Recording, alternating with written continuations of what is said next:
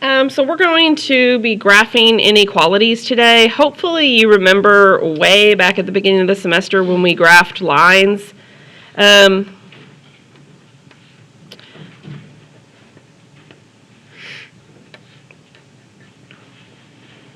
So inequalities, the prefix "n" means not. An inequality, in case you don't know, so it means not equal to. So an inequality is going to be like a less than, greater than problem. So we also have less than or equal to and greater than or equal to.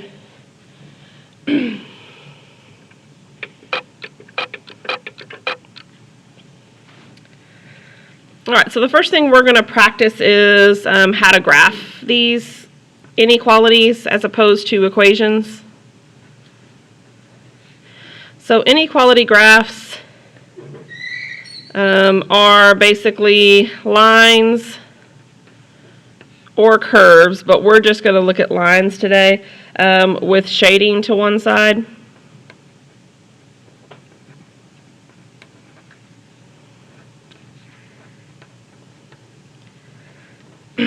And a solution to these linear inequalities is any point in the shading, not just any point on the line.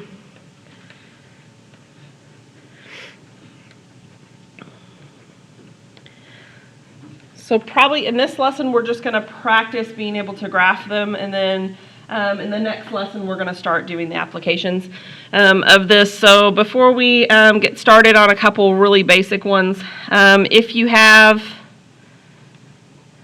less than or equal to or greater than or equal to, you're going to use a solid line because it includes the endpoint or the endpoints. If you have just plain old greater than or less than, you're going to use a dashed line. And I'll show you how to make your calculator do dashed lines, but I mean, you don't really probably have to have the calculator do it, but I'll show you how to do that.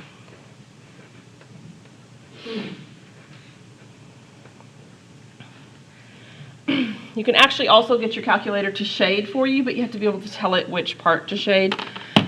All right, so let's take, I want to do two questions side by side. I want to look at the graph of y is greater than or equal to -1. And I want to kind of contrast that with one where we just have an x. So I also want you to graph -4x minus 8 is less than 0.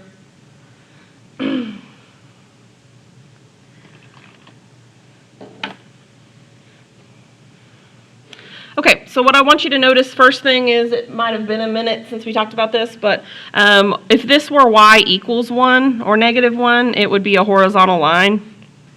So you do need to remember that y equals number equations are just lines.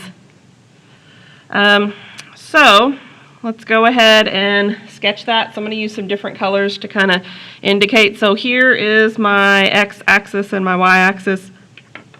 And then I'm going to use a different color to do my actual line. Because otherwise, because there's not a whole lot of detail to this line, you might not know what it is that I'm asking you for. Okay, so this is the graph of y equals -1. And then we don't just want, by the way, why did I do a solid line instead of a dashed one? Because it's greater than or equal to, right? And then I just want everything above, so I'm going to use a highlighter here. So it is literally anything in this area up here. Okay, it's anything up, to the left, to the right, anything like that. You can use your pencil to shade. You can use a highlighter if you have one.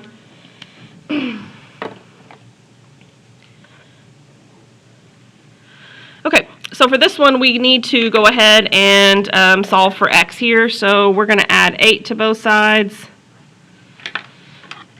We are going to hopefully remember our rule. This was on your competency test, right? What happens when you divide or multiply by a negative number when you have a less than sign? You have to flip it, right? Not just change the sign, but you're going to change the inequality sign, right? So this is actually going to be x is greater than -2. And just like before, x equals -2 is a vertical line. So y equals equations are horizontal lines, x equals equations are vertical lines. So let's go ahead and draw that one too. Okay, so this is your x and this is your y. So what's different about this one? One, it's a vertical line, but what else is different? What kind of line do I need to use because it's just plain old greater than? I need to use a dashed, right? So the equation will look like this, or the graph will look like this.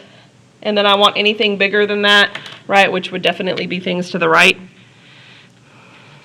So it's everything on this side. So any point in the shading on either one of these examples would be a solution.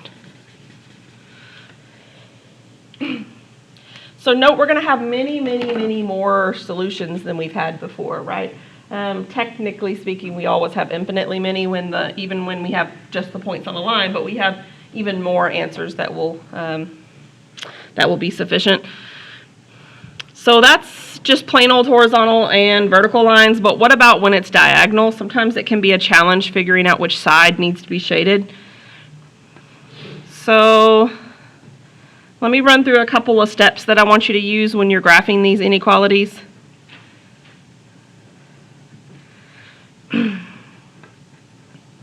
So the first thing, just like you would if it were an equation, like an equals thing, not a less than greater than thing, you would solve for y. And so step number 2 is you're going to graph the line.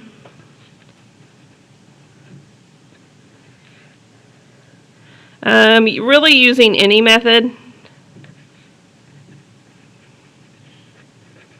But we have an example method, so before I tell you the example method, make sure you pay attention to whether it's solid or dashed. But back in Unit 1, we would graph the y-intercept first. And then we would count the slope from there.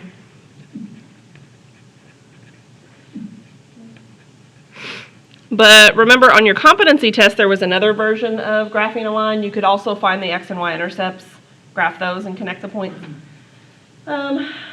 So either way you want to do it, but honestly, this is the method that I'm going to use for this problem, or for these problems. And then number 3 is you're going to decide which side to shade. And you're going to do that by picking a test point.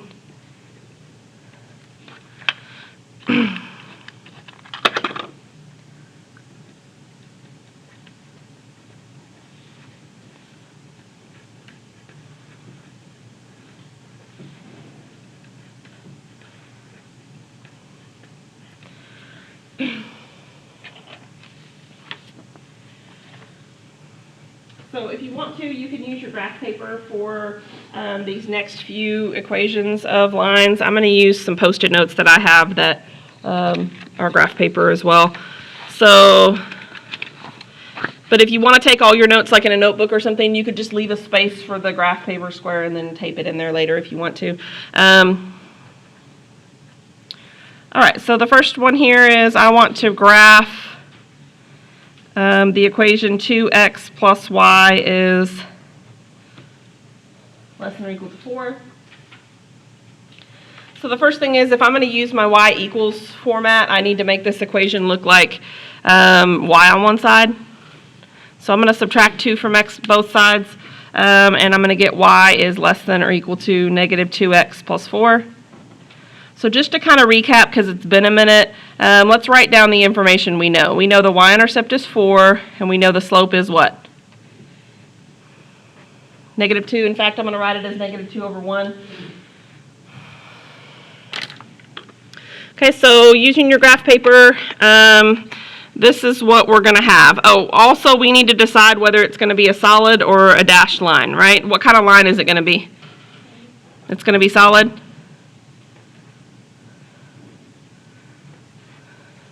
So we're going to mark the y-intercept, which on my paper looks like it's right here, and then I'm going to go down 2 over 1, down 2 over 1. I always go like a couple of times. And then you're going to draw a line.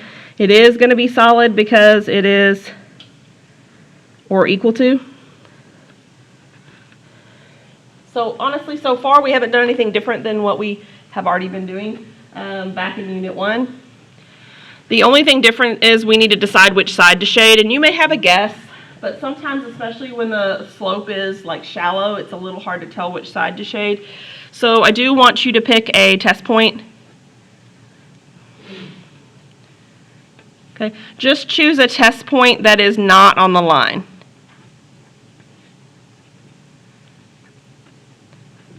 So my go-to test point, and it only doesn't work if it's on the line itself, my go-to test point is always 0, 0. So I'm going to go ahead and kind of mark that lightly. Okay, and so I'm going to plug it in, right? So this is the question. Is 2 times 0 plus 0 less than or equal to 4? Okay, because I chose 0, 0 for my test point. So I'm going to write that down up here. So I end up getting 0 is less than or equal to 4, and that is true. Okay, so what that means is I chose the correct side. My test point lies within the shading, and so it's going to be this side that I'm going to shade.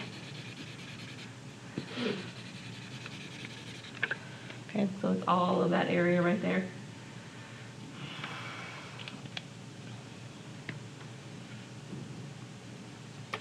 All right, so let's look at another one.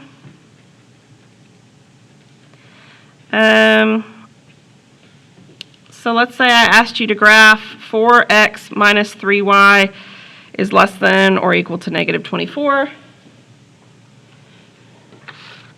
So the first thing I need to do is make it y on one side, so I'm going to add 4x to both sides. And actually, let's change this to less than, just because I want to do one a little different from the one we just did. So let's go ahead and subtract 4x from both sides. So we get negative 3y is less than negative 4x minus 24. And then we would do what if we want y all alone? Divide by negative 3. When we do that, though, we need to make sure we divide everything by negative 3. So that's a common mistake, to maybe forget to do the negative 24 divided by the negative 3. But also you need to remember to do what? Yeah, flip your inequality sign, right? So it's now going to change to greater than, so it'll be positive 4/3 x plus 8. Okay, so my y-intercept is at 8, and my slope is 4/3. Okay, what kind of line do I need to use this time? A dashed line? Okay, so let's graph the line first, and then we'll decide which side to shade. So, my 8 is here. And then notice I could go up 4/3, but it's going to kind of put me off my graph. So what else could I do that would be the same line? I could go down 4 and back 3, right? So I can go down 4 and then to the left 3. Notice that still makes my slope be positive, which is what I'm really trying to get here.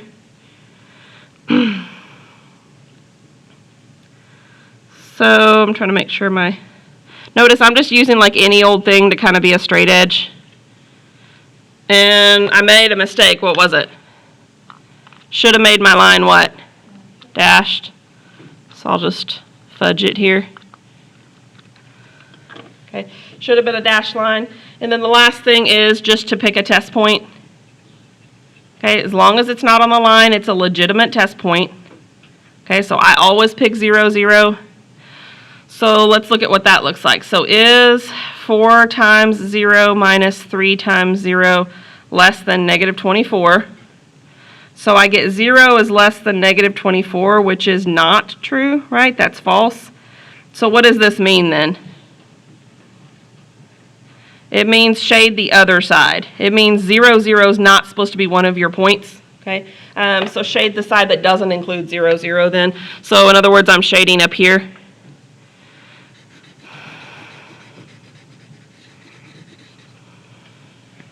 Okay. So just real quick, let me slide that up. Real quick, let's put our conclusion here. So you would shade here, you would shade the side that includes the point.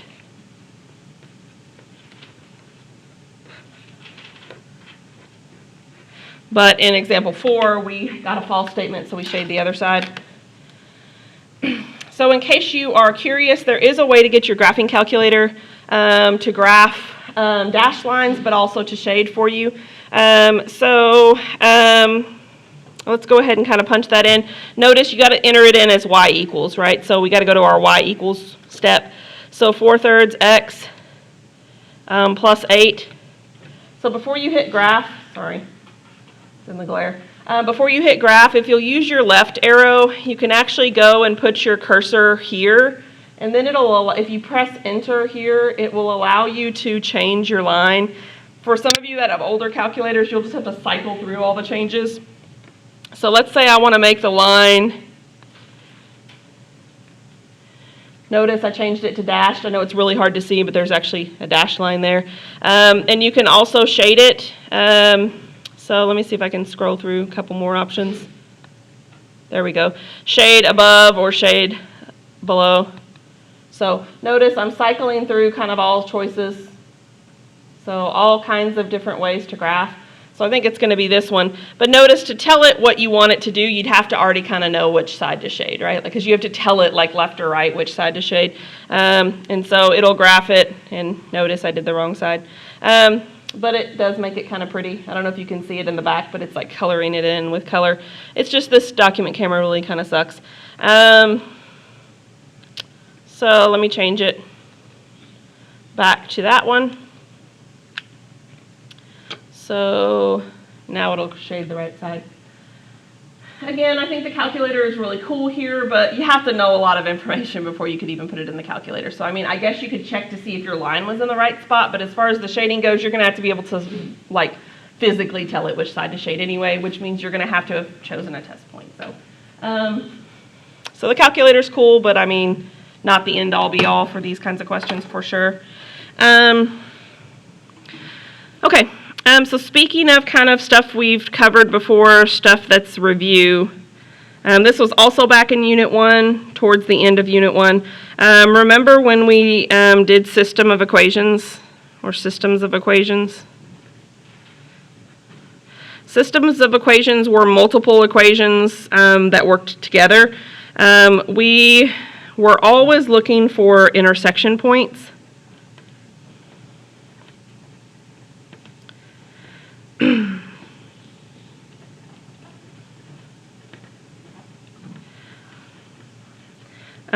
For all equations in the system.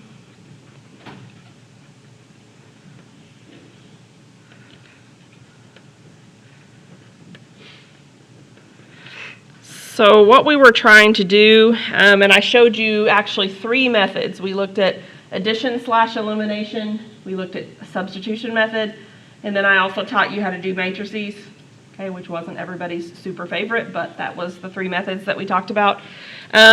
And so today we're going to look at system of inequalities. But it is very similar to what we were doing when we were looking at system of equations. It's just that instead of trying to see where the lines intersect, we're going to see where the shading intersects. So the solution/solutions is/are any points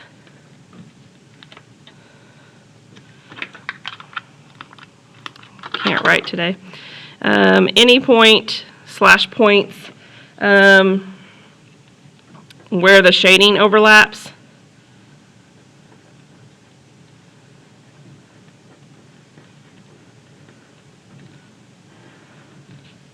So instead of looking to see where the lines cross each other, we're going to see where the shadings cross each other. There are 2 types of ways that shading can cross each other. The first kind is called bounded, and the second is unbounded. Bounding is where the shading has limits in all directions.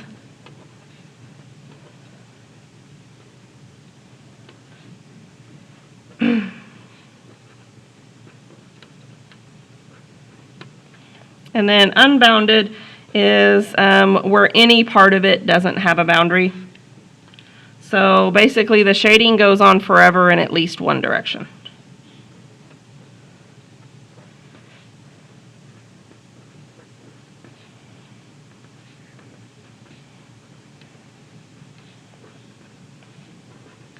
So notice like all the graphs that I had you graph so far, examples 1 through 4, were all unbounded, right? They continued their shading off to infinity in some direction or another.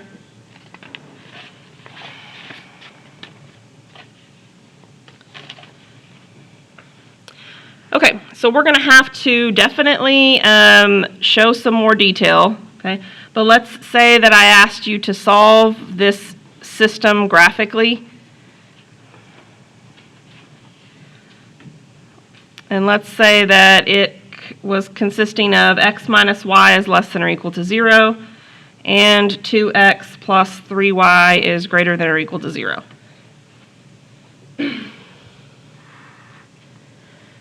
So the gist of what we're going to do is we're going to graph each of these separately. We're going to shade each of these separately, and then we're going to see at the end what, where the shading overlaps each other.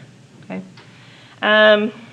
So let's just take equation number 1 first thing. So x minus y is less than or equal to 0. So there's a couple ways you can do this, but I'm just going to leave the y where it is and move the x over. So I get negative y is less than or equal to negative x. But I don't particularly want negative x, right? What do I want? Or negative y, I mean? Positive. So I'm going to divide by a negative 1, but I'm going to realize that that's going to do what? Flip the sign. So it's going to be y is greater than or equal to x. Okay, so I'm going to graph that. So I like to kind of graph as I go. You don't have to do that. But I'm going to graph this one, and then I'll worry about the second one once I'm finished with that. So notice that the y-intercept here is 0, right? And the slope is what? What's the understood slope if we're not given one? 1 over 1, right? So that means I need to be at 0, 0, right? Go up 1 over 1. Solid or dashed line? Solid. So I'm going to graph this, and then I've got to try to decide which side I need to shade.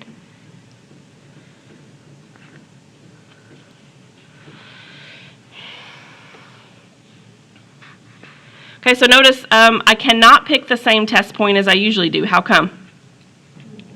It's on the line itself, right? So you have to pick something else.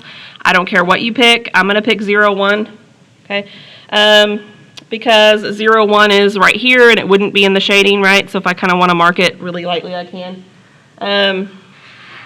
So let's plug it in and see if it works. So I'm just going to go back to the original. Is 0 minus 1 less than or equal to 0? So is negative 1 less than or equal to 0? That's a yes or a true, which means I need to shade what? The side that includes my point 0 or 1, 0, I mean. So I like to shade this with pencil because this is not my final answer. I'm still looking to see where the shading overlaps. So I'm just going to kind of lightly shade this, but it's everything on this side. Can't even see it, really. But let me see if, yeah. Let me see if I can get a better handle on this. So I'm still going to want to shade it lightly, but there it shows a little bit at least. My pencil's just not going to show up with that document cam. Okay, so let's look at equation 2, and honestly I think I can squeeze it right here. So I've got 2x plus 3y is greater than or equal to 0. So just like the previous one, I need to make this look like y equals, so I'm going to subtract 2x from both sides. So I've got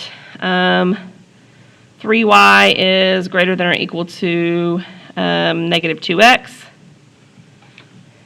And then I can divide by what? 3. So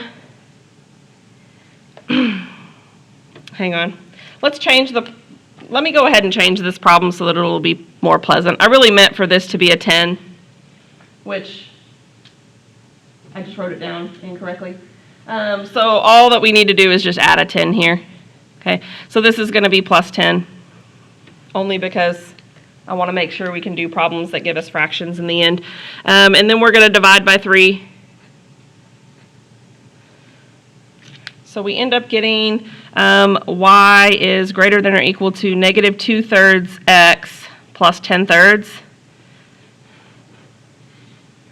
So notice that when we go to graph it, we're probably going to need to tell ourselves what 10/3 is. So you could use your calculator, but it's right about 3.3. It's 3.333 forever and ever, okay, because we're going to be graphing it, so we probably need a decimal equivalent or close. The slope is going to be -2/3. So I'm going to use a different color altogether, but I'm going to ignore what I have here, right, and I'm going to go for a y-intercept of a little more than 3. And then what is my slope telling me to do? My slope's telling me to go down 2 and what? Over 3, so we're going to end up about here-ish.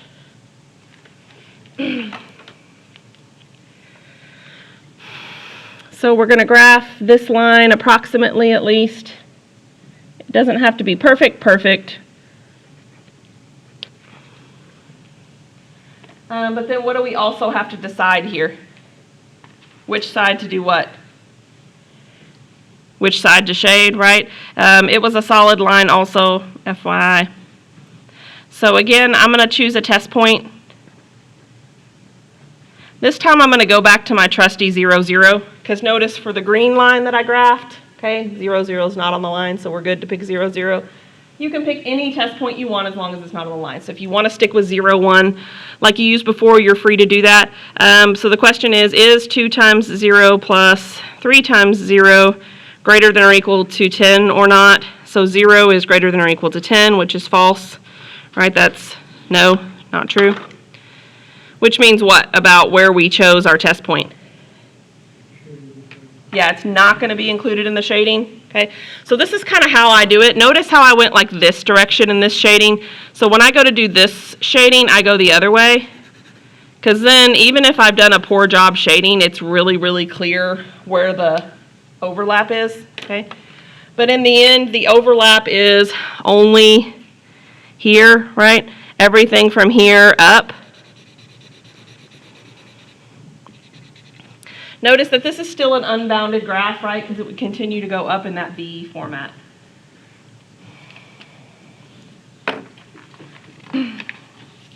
So I know these are a little tedious, but there is a difference between tedious and hard. I don't think these are hard. So if you just take them a step at a time, graph one equation, shade it, graph the second equation and shade it, I think you should be able to do these on your own. All right, so let's do one more like this. And then we're going to look at some with maybe a little bit more requirements. So let's say that I have x plus 2y is greater than or equal to 3, and 2x plus 4y is less than or equal to -2.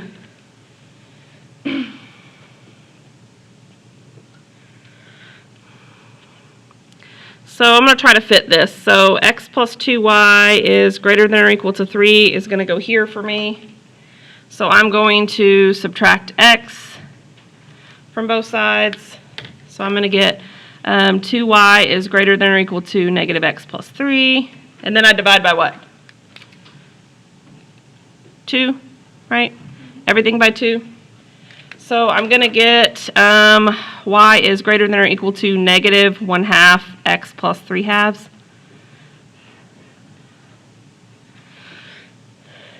So I'll go ahead and circle that. I'm not going to state just because frankly I'm out of room, I'm not going to state what the x and y or the y-intercept and the slope is because I feel like you can do it. Okay. So what is the y-intercept that we're going to start with? 3/2, which is 1.5, so put your point there, right? What is the slope of -1/2 telling you to do directions-wise? It's telling you to go what? Down 1 and to the right 2, right? Make sure that you go only one direction in the negative. So if you go both directions in the negative, what have you actually done? What's a negative over a negative? It's actually a positive, right? So we only want to go one direction negative. And so I am going to pick my test point. So I'm going to pick 0, 0 as usual. So the question is 0 plus 2 times 0 greater than or equal to 3? Okay, this is a no. So 0 is not greater than or equal to 3, which means we shaded the other side, right? So we would shade this side right here. Bounded or unbounded? Unbounded, right? Because it scoots on forever to the right. Okay. So now let's look at the second equation. So we've got 2x plus 4y is less than or equal to negative 2. So the first thing I would probably do is subtract 2x from both sides, leaving me with 4y is less than or equal to negative 2x plus 2. And then I would divide by 4 and go ahead and simplify it too. So that would give me y is less than or equal to negative a half x plus a half. Now what do you notice about the two lines now that we've simplified them both? They both have the same what? Look at graphs 1 and 2. They both have negative 1/2 for their slope. So that is going to come into play, but let's graph the line first. So again, I'm going to use another color, but 1/2. And then if you go down 1 and over 2, you're going to be, so 1/2 is here, down 1 over 2 is about here-ish. So what kind of lines have the same slopes as each other? Parallel lines. So these are parallel lines. Mine isn't perfectly parallel, but it looks like one of them is sloping a little differently, but it's supposed to be. So I'm going to pick test point again. So the question that we got asked originally is 2 times 0 plus 4 times 0 going to be less than or equal to negative 2? Okay. Notice that it is not, right? 0 is not less than or equal to negative 2, which means don't shade the side that has 0 on it. Shade the other side. So that's going to be down here. Okay. So why is this weird? What were we trying to find, actually? Where the graph does what? Intersects, right? And the graphs never intersect. So what does that mean then? If they don't intersect, then it means it's a no solution, right? We were looking to see what do these have in common, and the answer is nothing. So notice like the shading was everything here though, right? Like if you would have shaded this way, then you would have had some stuff in common, right? So you need to make sure that you're shading on the appropriate side every time. So really that's kind of the challenge, is making sure that you are shading the right side, making sure your graph is detailed enough, and so on and so forth.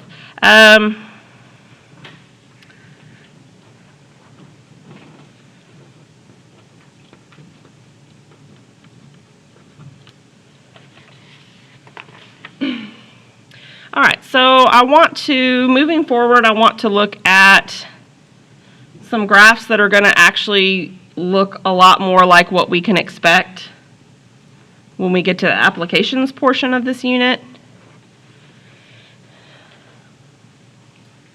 So actually, this is going to be easier to graph. It just looks a little weirder. Okay. So the first thing is I really only have one equation to worry about because the other two are just telling me where x and y are. Okay. So I'm just going to really look at equation 1 and do what I've been doing, right, which is to make it look like y on one side. So I am going to subtract x from both sides. So I'm going to get y is less than or equal to negative x plus 6. So I'm going to show you kind of some shortcuts, ways that maybe your graph can be a little prettier if you don't like all the messy shading. Okay, so this is our equation of our line. We're going to graph it, right? What's the y-intercept for this line? 6, right? Crosses the y-axis at 6. What does the slope of negative 1 tell us? To go what? Down 1 and over 1, right? It is a solid line. So I'm going to go down 1 over 1. Notice like some sort of straight edge is helpful. So you'll want to draw something like that. And we're still going to choose a test point. But instead of shading, I'm just going to use arrows to indicate which side to shade so that maybe I don't have to have so much, shading and then look for the overlap. So I'm still going to pick 0, 0. So is 0 plus 0 less than or equal to 6? That's the test point question, right? So is 0 plus 0 less than or equal to 6? Yes, right, which means I need to include that side. So I'm just going to use arrows to indicate that I'm shading this way. Okay, so rather than actually doing it, I'm just going to use arrows. Okay. So now let's kind of go through our process. Okay. So what do we know about x here? Don't overcomplicate that. That just means x is sandwiched between what two numbers? 0 and 3. That's what that means. Okay. Which means if you drew a line at 3, you know that your stuff has got to stay kind of inside this line, and then you know it's got to stay inside this line. And then what about the third statement? Y is greater than 0. What does that mean? We know we need to stay like above here. Okay. So do y'all see that it actually makes like a trapezoid-ish shape? It's this little perfectly wedged piece here. What kind of graph is this, by the way? This is a bounded graph because notice it's completely bounded on every side. We don't go on forever in any direction. Okay. And so moving forward, what we're going to want to be able to do, just so you know, is we're going to be able to want to pick out the corner points in graphs like these. Okay. So in other words, there are 4 corners to my yellow shaded in piece, right? What are my corner points? 0, 0, I did the easy one, okay? And then we've got, what, like 3, 0? What's this point right here that I'm pointing at with my pen? It's got a slope of 1, so it's just going to be 3, 3. In other words, they're going to be the same as each other.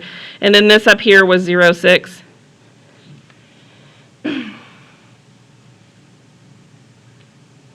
So just make sure that your shading is contained in those 4 points, okay?